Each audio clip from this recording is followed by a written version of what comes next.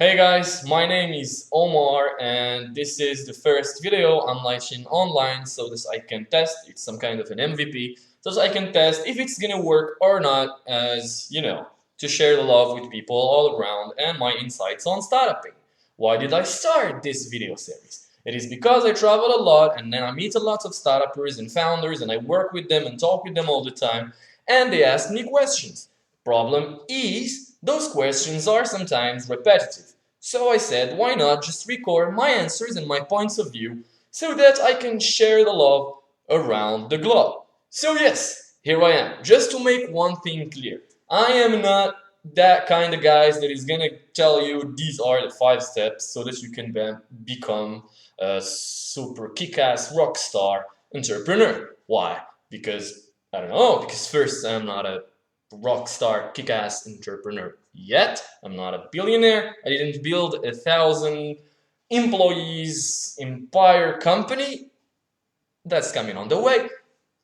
And I really don't know. I mean, because in the last 3 years, I fucked up more companies that you might be fucking up for the next 5 or 10 years of your life. That depends on how active you are in the startup field. So, if there is something I can actually share with you because it didn't make sense for me for the first time I started recording this, first thing I'm gonna say is that I fucked up enough startups so that I can tell you how not to fuck up yours. Yeah, awesome. So let's get back to the first question I have been asked by my brother Othmane.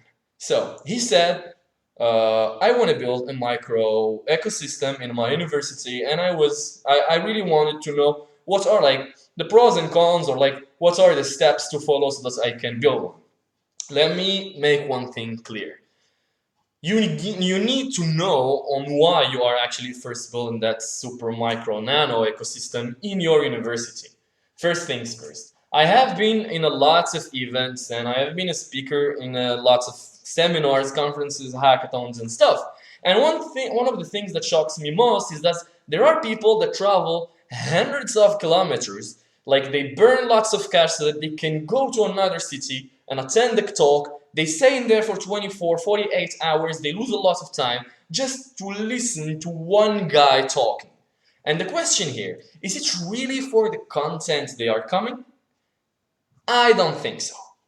Why? It's because that guy that is going to talk for 45 minutes or an hour is not actually telling you anything super new. He might give you some contextualized feedbacks on his experience or contextualized rules on startupping, but I really don't think he's bringing you anything new. And why? Because in our generation, we are no more seeking for knowledge to the point of traveling hundreds of kilometers so that you can find it.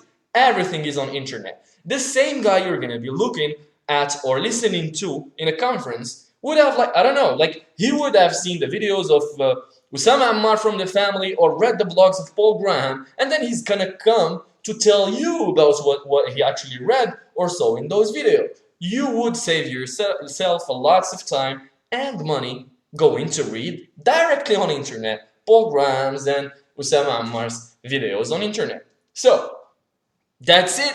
People don't actually move to get the content. It is the opposite. People are now fighting so that they can cure the huge load of content they're having on internet. Alright? Why do they come then? It's because if you are living outside of a tech hub, you are most probably in a community that is not for sure helping the creative and super initiative dude you are. Why? Because we tag all the people that are around us. And when you have a certain number of tags, then you get to have a different reaction from your environment. These tags might be when you are into the startup hype, it might be innovation, sense of initiative, disruption, I don't know, stuff like that. Once you get those tags, your environment might get to be hostile, especially if you're still studying into some kind of a classical, if you're classical academic ecosystem, or you are in some kind of company, super old corporation that is actually not helping you explore your full potential in what you are passionate about. So these people, they get to actually travel just to meet like-minded people that share the same interests. Then comes the point you're talking about, Othmane, which is I don't have to do that whole thing anymore if inside my school or my city or my hood or my company I have built a micro ecosystem of people that actually share the same interests. Why would I do so? So that I can get stronger. It's the very basic rule in sociology of building up tribes. Tribes power the individuals that are belonging inside. And that's the thing. So, once that we set this clear and there is the why people are actually building tribes inside their ecosystem, inside like their environment, let's move to the first thing. First thing about building that ecosystem. First, it's not gonna happen overnight. You're not gonna wake up the day after with that super awesome club having something like 1,000 members only on invitation whatsoever you're imagining. Put your ambition in a closet and go out so that you can start building. And building such ecosystems go super slow. I have been part and led a lots of NGOs and associations and so on how going too fast in the beginning might fuck up the whole concept. So you only need to find one guy slash girl that shares the same interests, vision that you have. Find him slash her, talk and talk a lot till you actually align on what vision you are having of that small group you're gonna be building up. Once you find that guy slash girl, then you might start on growing it. And by growing it, I'm not talking about Facebook ads. You can't just go on Facebook and tell them, hey guys, we are in AUI and we're building that 500 members. We still having 500 spots remaining on our startup club.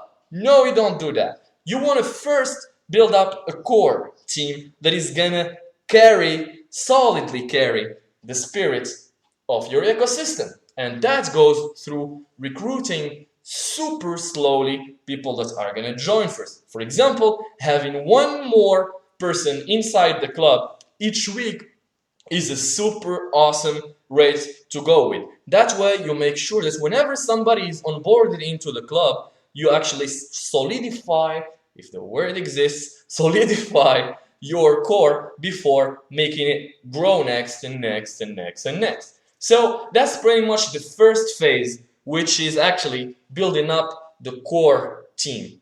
A must is that the core team must share the vision of the club and share your interests and what you're gonna actually do next and the goals of the thing. Okay? So once you have this, then you can actually all together sit down, which is like 4 or 5 people in maximum, and then discuss what operational plans you're gonna be having so that you can get more members and why. Which brings us to the second point. The second point is about the value you are giving the people inside your club. Okay? I'm used to talking conferences, and whenever I say okay, people do this, but now my cam is like, what? Anyways, value. You gotta define a clear value proposition your club is giving. Why? Because you can't afford, when you are super small, to be having some kind of a hilarious tags on your concept. For example, whenever we hear, oh, there is that movement and stuff, we first tag hype, especially if it's a university or it's something about innovation or about tech or whatsoever. It's first hype. You can't afford that. You can't afford being that organization that people see and say, oh, come on, it's just another training, personal development, BS, hype, youngsters stuff. I'm not joining that. You're seeking mature people that is gonna know that you are also mature, that you can deliver them value, and then they can deliver value to the team. That's why you need to set a specific value proposition for your small ecosystem. Okay? Once you've set that, then you can actually start talking to new people outside of the core with exactly what your core team can deliver as a value to people.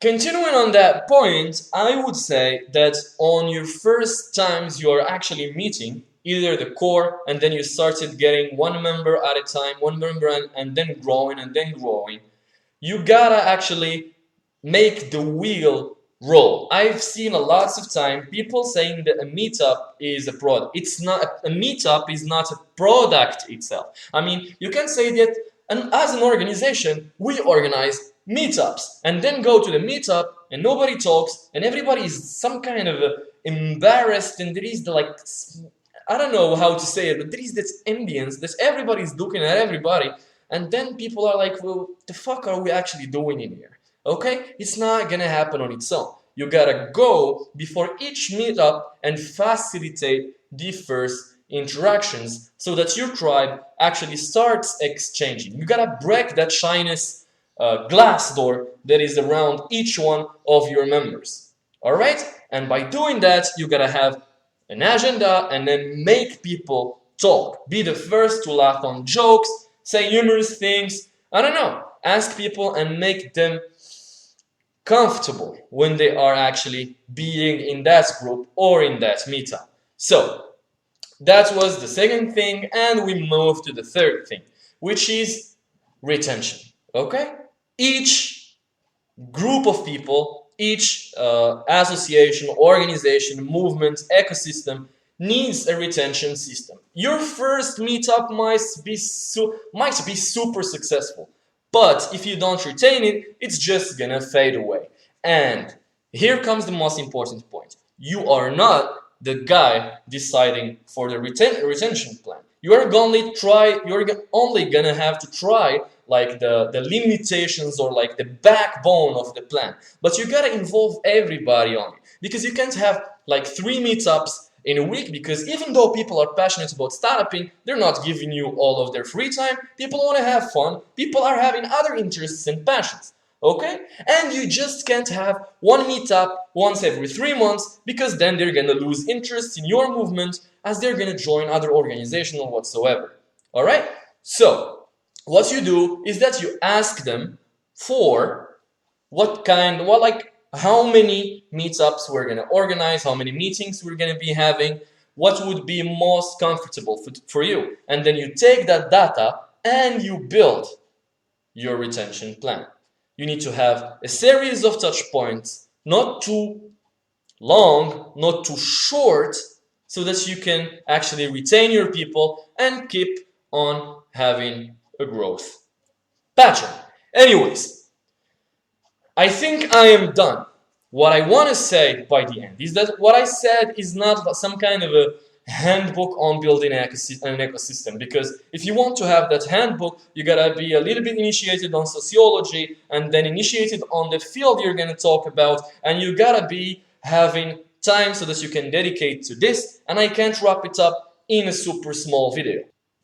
Anyways, I think I am done in here. I still didn't think about how I'm gonna end all my videos, but I'm thinking of one of Shane from Fight Tips where he said, fighting for the underdogs. And we're gonna be like, startups for the underdogs. Anyways, thank you very much, guys. I just want to tell you that if, and only if, because this is an MVP, a test, I reach 100 subscribers, then I'm gonna launch another video. Don't hesitate to post your questions below, and I'm super open to answering you all, guys. Thank you very much. Have an awesome day.